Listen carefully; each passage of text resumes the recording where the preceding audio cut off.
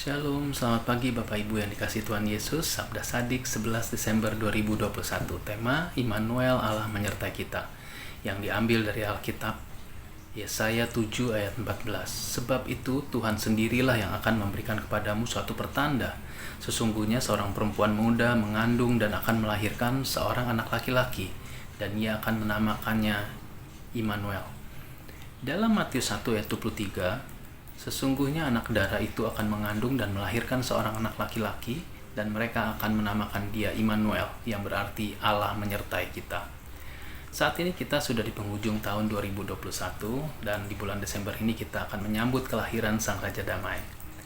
Tema pagi ini seperti yang sudah disampaikan tadi di dalam Yesaya 7 ayat 14 dan Matius 1 ayat 23, sudah jelas dikatakan bahwa anak darah Maria mengandung dan akan melahirkan seorang bayi laki-laki yang akan diberi nama Immanuel, yang berarti Allah menyertai kita. Nubuat kedatangan Yesus dan penggenapannya sudah kita terima, di mana dari malaikat yang menyampaikan kepada Maria dan Yusuf tentang kelahiran Yesus. Yesus memberi teladan dalam kehidupannya, dan sampai dengan penggenapan Allah, Yesus mati di kayu salib, bangkit, dan naik ke sorga, duduk di sebelah kanan Allah Bapa. Di dalam Yohanes 3 ayat 16, karena demikianlah Allah mengasihi isi dunia ini, sehingga dikaruniakannya anaknya yang tunggal itu, supaya barang siapa yang percaya akan dia jangan binasa, melainkan beroleh hidup yang kekal. Apa yang dapat kita syukuri atas kelahiran Yesus? Dengan kedatangan Yesus dan sampai kematiannya, kita telah dipersatukan kembali dengan Tuhan Allah, yang mana sebelumnya kita dibatasi dengan dosa. Ketika kita ingin meminta pengampunan dosa, harus melakukan dengan korban-korban, baik itu korban syukur, korban bakaran, korban pengampunan dosa, dan lain-lain. Dan semuanya itu dinaikkan oleh perantara-perantara melalui para imam-imam. Dengan kelahiran Yesus, Tuhan Allah ingin mengembalikan hubungan Allah dengan manusia seperti awal Tuhan Allah menciptakan bumi dan isinya. Kita bisa bergaul akrab dengan Sang Pencipta tanpa ada pembatas, seperti di dalam kitab Taurat. Kita sudah dimerdekakan dari upacara-upacara korban penebusan dosa. Untuk itu semua, kita sebagai umat yang telah ditebus dengan pengorbanan Tuhan Yesus yang sangat tidak ternilai itu, dengan darahnya yang mahal, janganlah kita membuat Allah Bapa bersedih, kecewa, menyesal dengan segala upayanya. Tuhan Allah ingin mengembalikan hubungan dengan manusia ciptaannya. Jangan membuat Allah murka dengan kelakuan, tindakan, sikap yang tidak berkenan kepada Tuhan. Maka untuk itu kita harus menyenangkan hati Tuhan. Di dalam Galatia 5 ayat 16, di sini dikatakan, maksudku ialah hiduplah oleh roh, maka kita tidak mengikuti keinginan daging.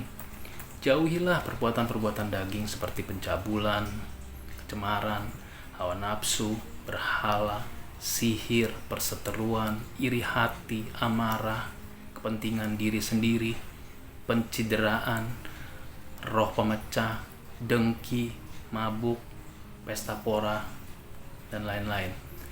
Mari kita aplikasikan kasih Allah yang begitu besar kepada kita dengan buah-buah roh. Dalam buah-buah roh itu, Tuhan Yesus dan Roh Kudus mengajarkan, yaitu kasih, sukacita, damai sejahtera, kesabaran, kemurahan, kebaikan, kesetiaan, kelemah lembutan, dan penguasaan diri.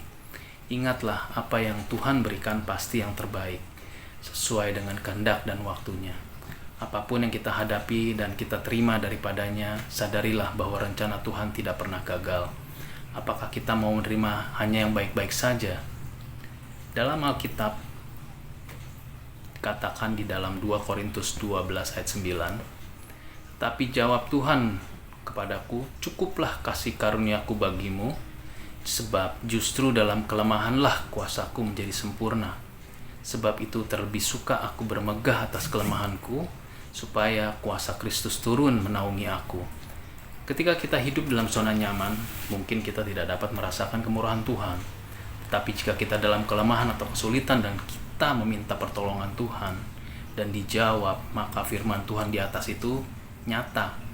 Maka percayalah, karena Tuhan akan mengambil bagiannya dalam kehidupan kita.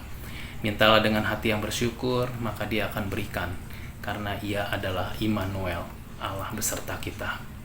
Jangan takut dan khawatir ketika janjinya diberikan, pasti ya dan amin.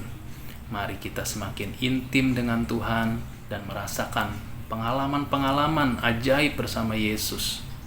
Dengan cara apa? Yaitu dengan hidup dalam roh dan kebenaran, dan mengaplikasikannya dalam kehidupan kita sehari-hari. Sekian Sabda Sadik pagi ini, dan mari kita menyambut kelahiran Sang Raja dengan hati bersyukur, damai sukacita. Immanuel, Allah beserta kita selamanya. Haleluya. Amin.